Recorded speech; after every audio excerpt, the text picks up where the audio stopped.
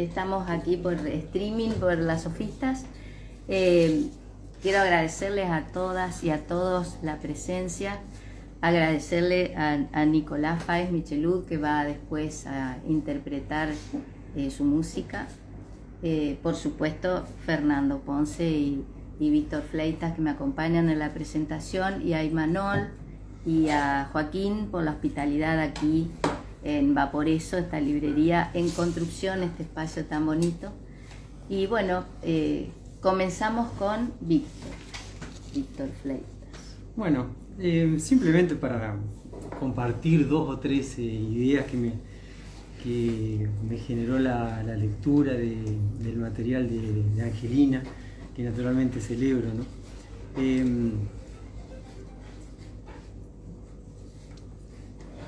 Lo primero que tengo para decir es que es una lectura presente de una época pretérita. Es una lectura presente, es un ejercicio de construcción de la memoria, en tanto y en cuanto las rememoraciones, si bien son del orden de lo familiar y de lo íntimo, están construidas también a partir de la mirada social y política de Angelina, y ahí voy a tratar de detenerme porque hay un par de operaciones que ella realiza para la escritura que me han resultado sumamente interesantes, ¿no? Como todos ustedes saben, Angelina tiene una lectura erudita, múltiple. Sin embargo, no se dejó llevar por la tentación de sobreabundar en los contextos ni en las vinculaciones con autores y con el mundo de las ideas. Calculo que no tiene que haber sido una cosa sencilla, ya después en todo caso lo podrá describir mejor, pero la impresión en la lectura es que tampoco se dejó atravesar por la tentación literaria, ¿no? La tentación literaria nos lleva a nosotros a imaginar que el texto tiene una estructura y que hay momentos del relato que generan tensión dramática de por sí, y uno pone el acento allí, ¿no? Siendo un texto escrito, los textos de Angelina son textos completamente orales. La impresión es que uno está conversando, que ella está conversando y que ella está contando. No se preocupa por anticipar, no subraya nada especialmente, y conociéndola, conociendo su nivel de lectura, me da la impresión de que es una decisión política que ella tomó, porque al no establecer ella las asociaciones nos permite a los lectores que lo hagamos. Entonces, cada cual asiste a la ceremonia de la lectura con los elementos que lo han traído hasta ahí, ¿no? Y puede desde ese momento empezar a establecer pequeños diálogos con estas historias que están localizadas, porque tienen que ver claramente con el ser mujer y ser mujer en el siglo XX sobre todo, y en la ciudad de Paraná. Está localizado, pero al mismo tiempo permite que cada cual haga una apropiación particular de esas historias, ¿no? Bueno, y lo otro que quiero subrayar naturalmente es la condición de mujer. No hay un solo texto que no esté atravesado, no solo implícitamente, sino claramente por la sensibilidad de una mujer, que siendo niña le prestó el oído a un montón de mujeres y a un montón de hombres que hablaban u omitían a las mujeres, pero siempre las consideraban por acción o por omisión.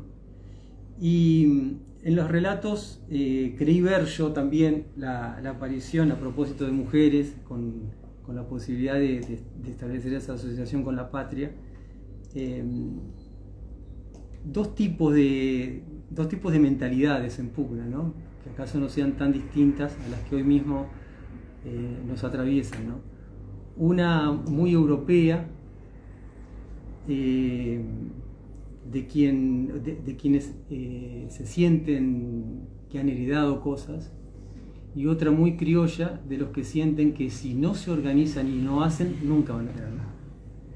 Esas dos miradas que sigue latente en los debates, en las discusiones, últimamente más que de debates y discusiones, en las peleas, en los distintos ámbitos. Yo lo veo acá también que está como presente, ¿no? Es decir, hay momentos en los que claramente el relato es de mujeres que hubieran metido sus pies en la fuente del 17 de octubre, y en otro momento hay relatos en los que claramente, si no se estuvo de acuerdo con el graffiti, por lo menos tampoco se lo atacó al graffiti Viva el Cáncer, siendo que el paralelismo no es exactamente igual, porque era muy fuerte la presencia del radicalismo en tu familia, que es partido también popular. Pero digo, esos imaginarios están dando vuelta ahí permanentemente en las pequeñas historias, en las recreaciones que Angelina va compartiendo, ¿no? Para mí fue un muy rico ejercicio de lectura. Me permitió asomarme a una época que no conocía, a una ciudad que no conocí porque yo no soy de acá, y a una serie de vínculos que tampoco conocí, escritos con mucha soltura, con mucha ligereza, una ligereza oral, y al mismo tiempo con mucha prudencia. Es un libro de una escritura muy prudente. No se trataba de establecer nombres y apellidos y circunstancias, sino de tomar de cada una de esas circunstancias lo que el autor entendía era valioso para el momento, ¿no? Así que bueno, esa es la impresión que me dio. Gracias. A ver, ahí está. Ahora le toca a Fernando. Bueno, primero agradecerle. Con Angelina nos conocimos circunstancialmente, ella profesora, yo estudiando, y todavía tengo en mi cabecita cuando me tomó examen de filosofía con Lidia Guglieri, que cuando terminó el examen me dijo: qué difícil es evaluarte, Ponce. Esas palabritas me quedaron. No soy escritor, soy un arquitecto que se dedica a escribir de vez en cuando, así que yo voy a tratar de presentar este libro con palabras.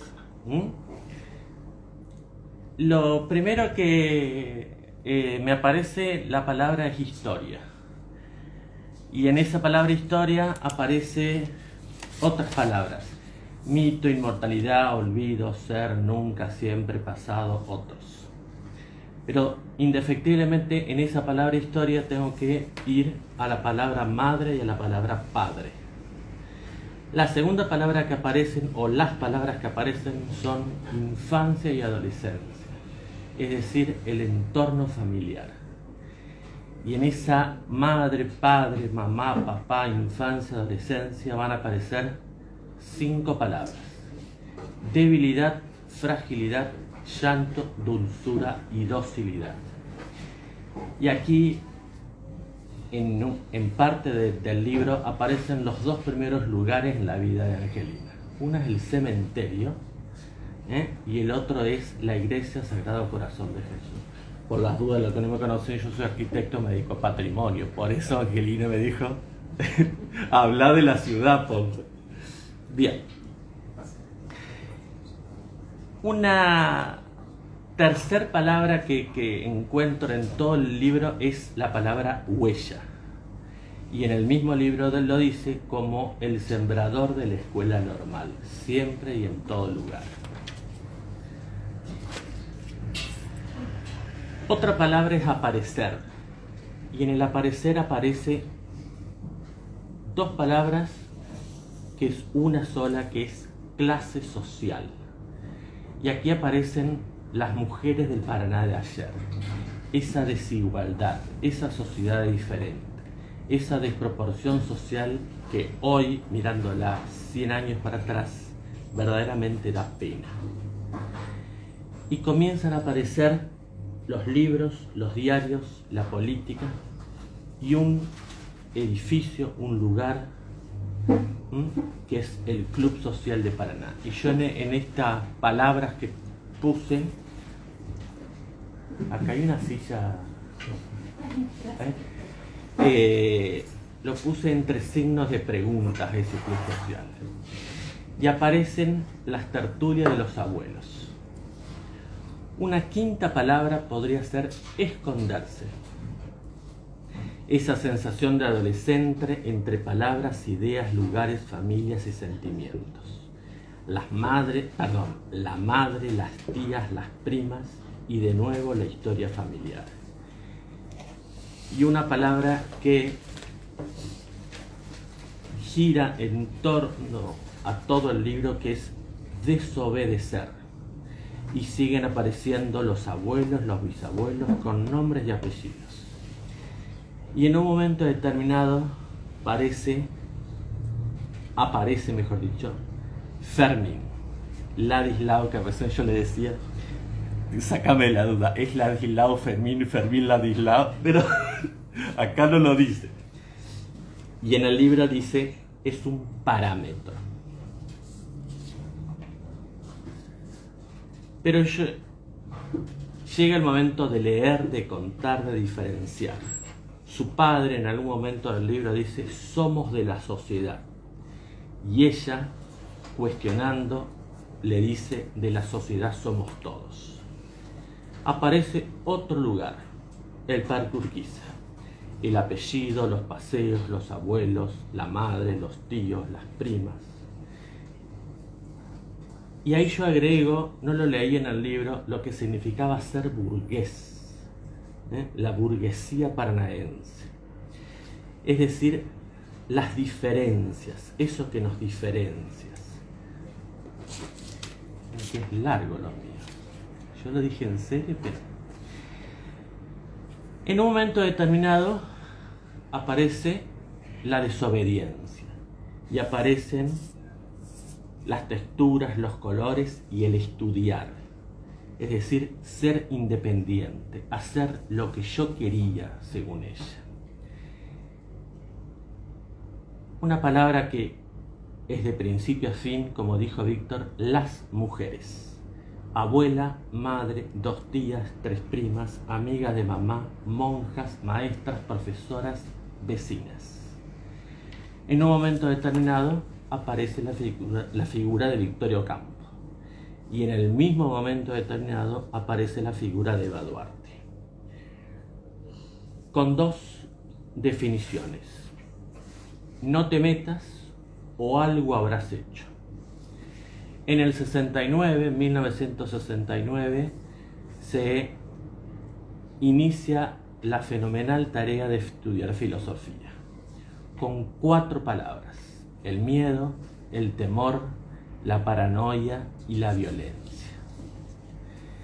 En un momento determinado aparecen las flores que van a marcar el destino, y el destino es la desobediencia.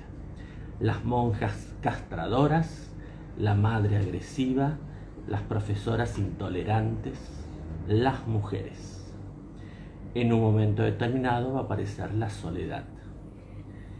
En un momento determinado va a aparecer el registro civil, no el que conocemos hoy, sino el que estaba en calle Cervantes, no la iglesia.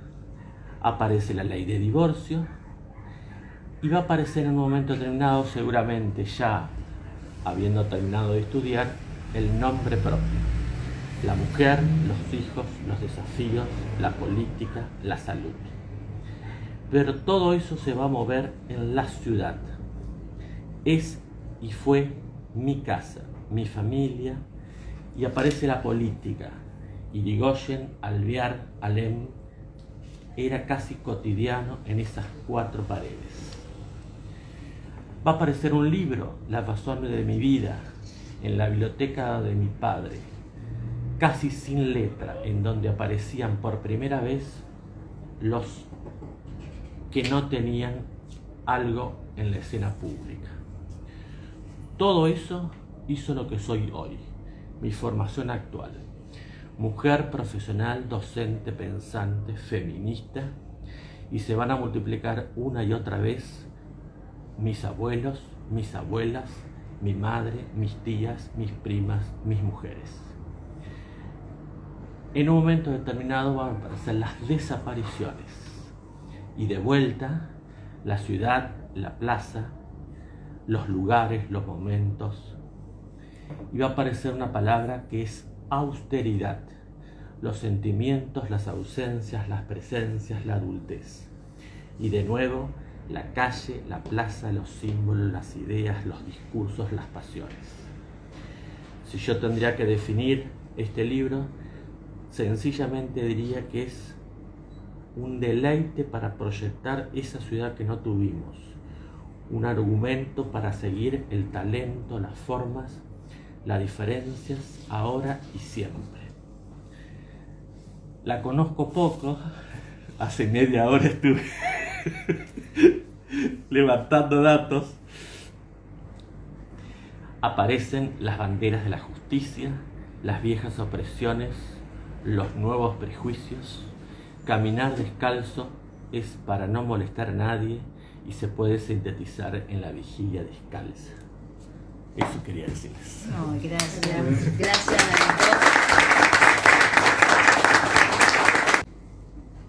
Cuando venía para acá recordé un cuento de Aida Bornik, que lo leí hace muchísimos años, donde la protagonista contaba cómo era sentarse a la mesa con la familia, con la abuela, y que hacían ruido cuando tomaban la sopa. Y que eso era algo que a ella le molestaba. Hasta que un día se encontró sola, porque los otros ya no estaban, y extrañaba, sentía nostalgia por ese ruido al tomar la sopa. Hace 3 años, cuando murió mi mamá, escribí en ese verano estas páginas y las guardé, y este año decidí publicarlas. Una amiga me dijo que tenía que hacerlo, y el argumento que me dio es que la historia personal es parte de una historia social, ¿cierto? Es decir, que no es una historia aislada, sino que forma parte de una historia colectiva. Y el libro está dedicado a mi madre y a las amigas de mi madre, a mis abuelas, a mis tías. Como dijo Fernando, es un libro pensando en esas mujeres de otras generaciones, lo que significaba en tiempos de mis abuelas, de mi madre, de mis tías, que una mujer quedara embarazada siendo soltera, qué pasaba cuando todavía no había una ley de divorcio vincular, ni hablar de todo este conjunto de leyes y normativas recientes en Argentina, la ley de matrimonio igualitario, la ley de interrupción voluntaria del embarazo, la ley de derecho a la identidad de género. Es decir, todo ese marco legal no existía. Y yo era una niña en los años 60 y una adolescente en los 70, y crecí entre 2 familias, una de una clase social alta o de un sector social que podemos decir que venía de la oligarquía vasca, de la burguesía terrateniente, de la aristocracia, y la otra familia era de criollos, trabajadores, digamos, una abuela que había estado en las damas vicentinas y otra abuela que le daba de comer a los obreros en su casa de pensión. Y yo vengo de ahí, vengo de esas 2 familias, la familia de mi padre, que puso libros en las estanterías de mi biblioteca, y la familia de mi madre, que puso un plato de comida en tiempos difíciles. Y esas 2 familias me alimentaron a mí.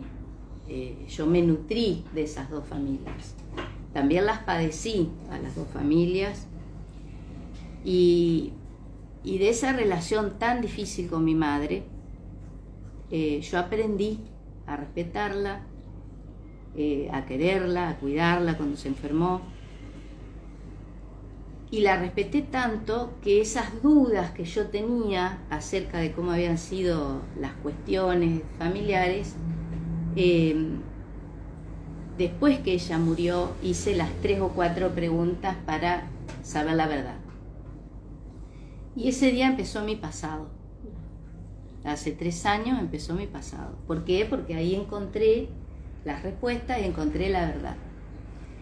Hay una característica de mi mamá y sus amigas, que todas estaban casadas vía Uruguay, vía Paraguay, vía México, porque estaban con hombres separados, muchos años mayores que ellas, y además de una clase o de un sector social alto, digamos, una clase alta.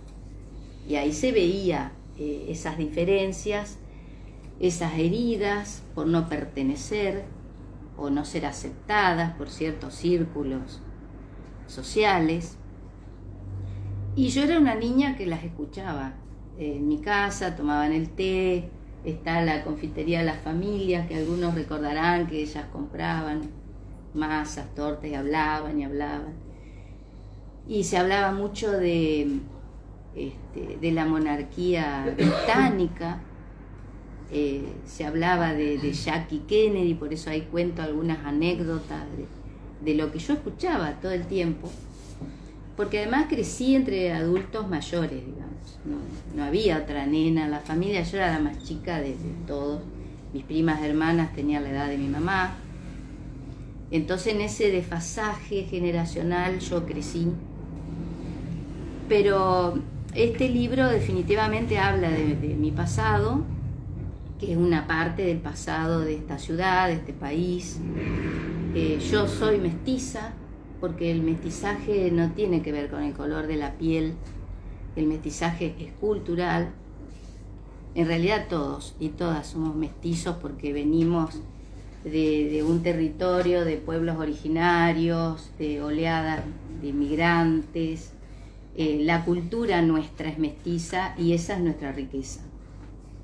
Y creo que aceptar esas procedencias, esos orígenes, nos ayudaría mucho hoy a poder encontrarnos en la diferencia, en la multiplicidad, pero encontrarnos desde otro lugar, no del lugar de la violencia simbólica, de la discriminación, sino del encuentro realmente en esas diferencias y en esas cuestiones hasta imaginarias de muchas y muchos que creían que estaban en cierto pedestal con respecto al resto de la sociedad. La que dijo esa frase fue mi tía, que nosotros, ella me decía, nosotros somos de la sociedad.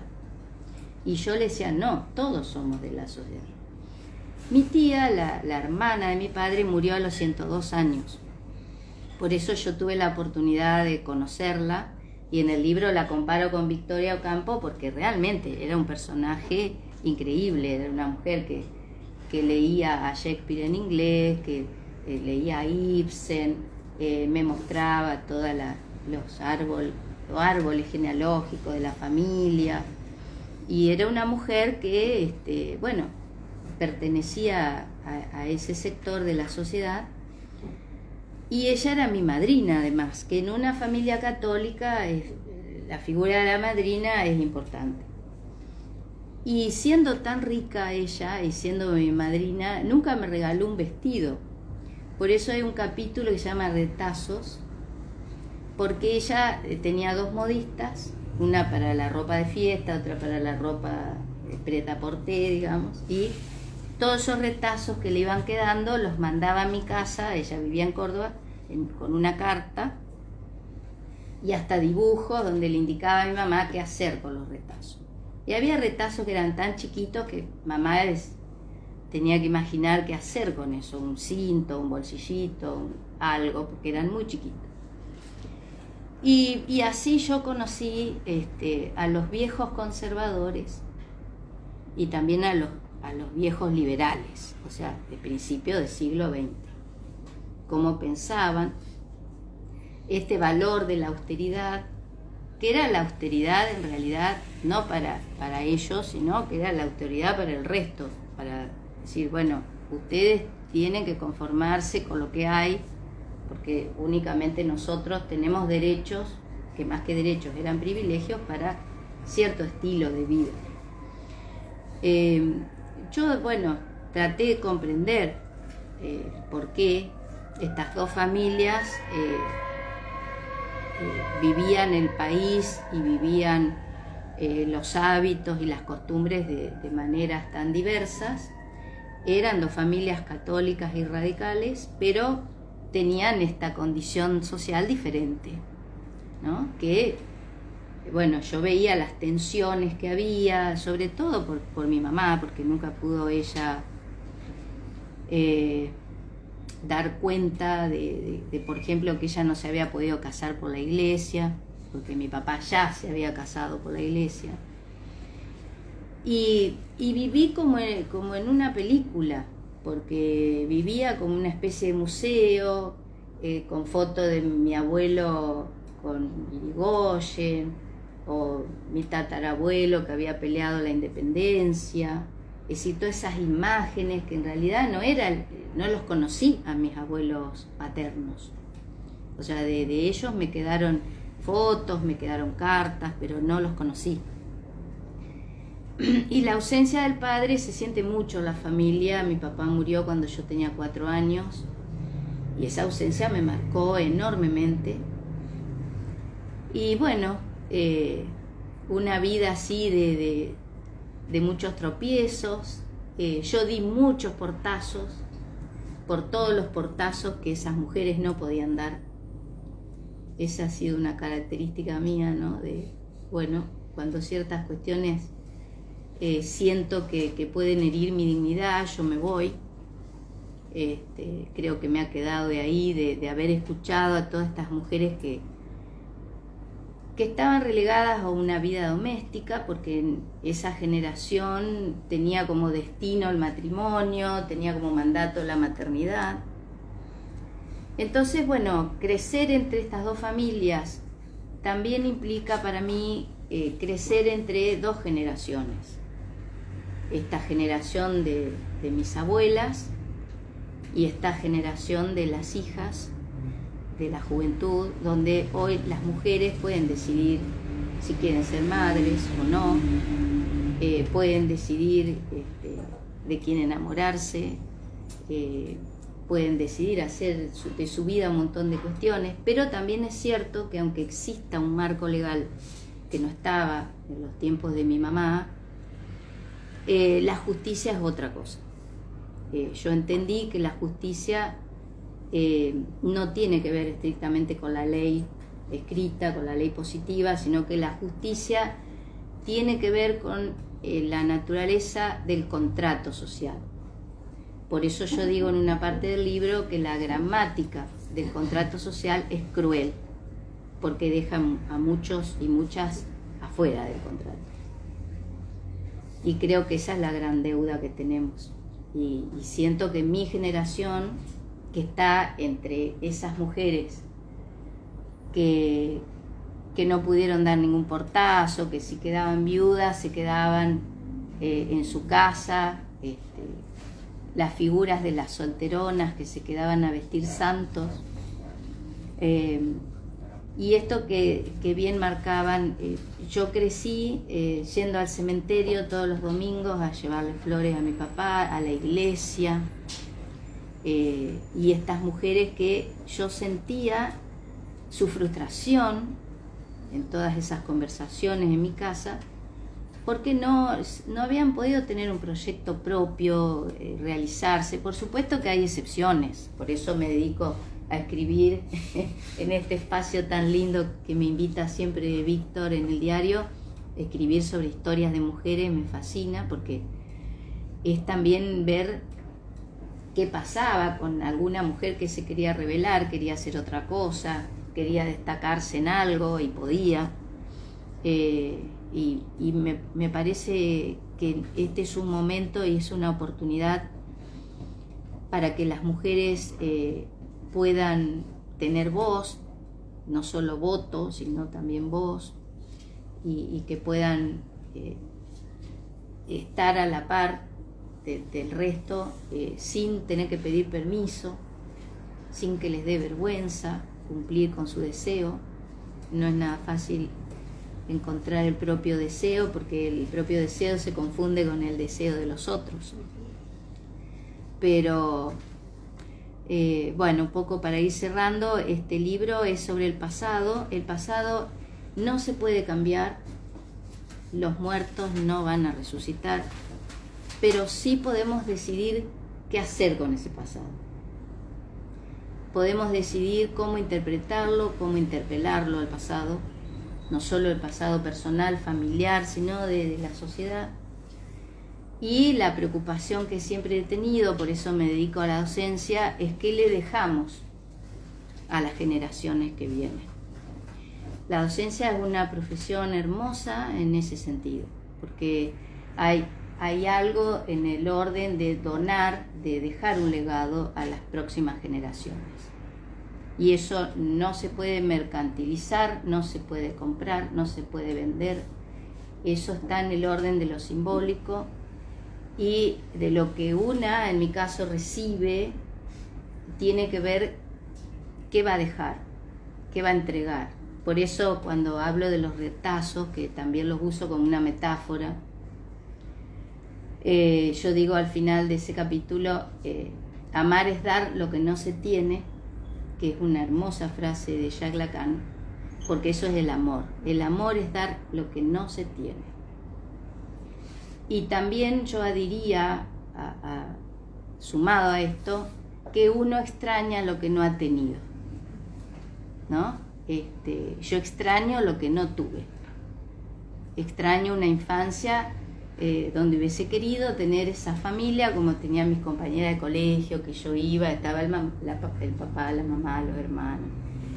La mía era una familia distinta en ese sentido. Pero yo deseo realmente que para mi pueblo siempre tengan libros en los estantes de su biblioteca y siempre tengan platos de comida sobre la mesa. Tienen que estar las dos cosas. Yo las recibí y de ahí tomé las decisiones de qué hacer con eso que recibí, de qué hacer con esas heridas, cómo cerrarlas. Y bueno, tal vez tardé 3 años en publicarlo porque antes no hubiese podido.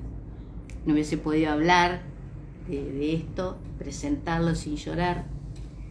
Y bueno, ahí están tomando la sopa y haciendo ruido. Y bueno, ojalá este libro, más que la historia mía, sirva para, lo he hablado con algunas amigas y colegas, para animarnos a ir escribiendo estas cosas que nos pasaron en todas las familias, estos archivos secretos, estos secretos de familia que por algún motivo o algún prejuicio han avergonzado, pero que están en todas las familias y que es bueno poder verbalizarlo, poder compartirlo y ver qué hacer con eso, ¿no? Con esas herencias, con esos ocultamientos, con esos secretos, ver qué hacer con eso.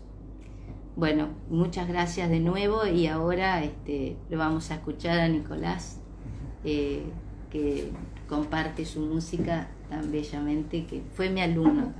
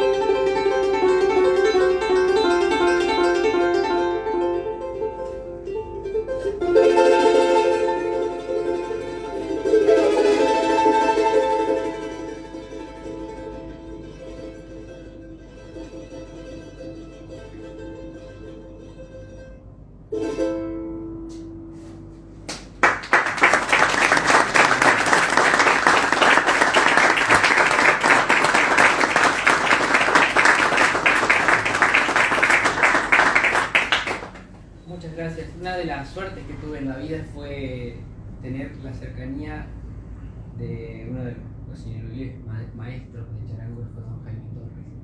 Y él tocaba esta pieza, esta obra, tratando de evocar todos esos sonidos del charango original, ¿no? El charango ese que acompaña al ser andino en su festividad, en sus soledades.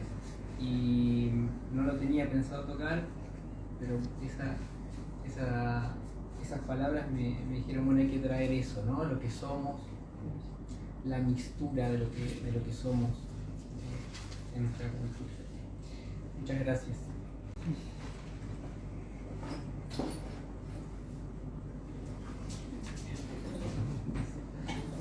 Bueno, ahora vas a tocar el que me gusta a mí, ¿o no? Hay uno que me gusta a mí que yo se lo pedí.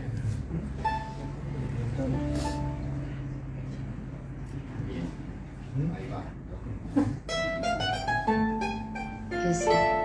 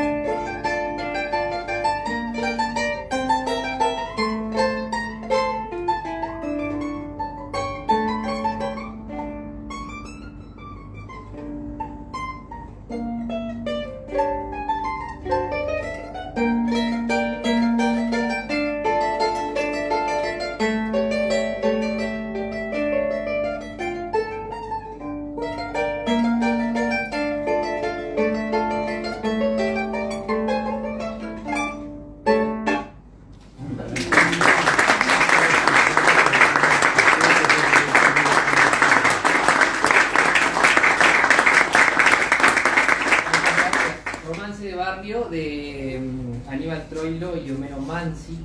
Es un vals que Angelina me contaba que tiene una significación muy especial, así que un placer poder tocarlo. En este instrumento, que es una evolución del charango tradicional, tiene otra configuración de cuerdas, pero está basado en lo que tradicionalmente se toca, que bueno, es una búsqueda personal que uno ha tenido para abordar este tipo de repertorios que no le son propios al instrumento.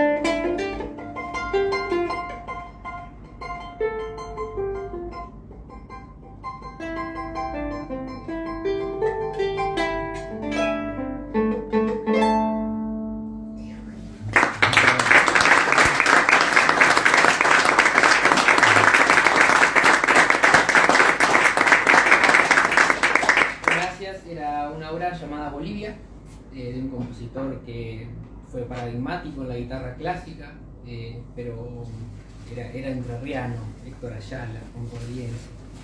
Y bueno, para despedirme y seguir disfrutando de este encuentro, un vals venezolano llamado Andreina.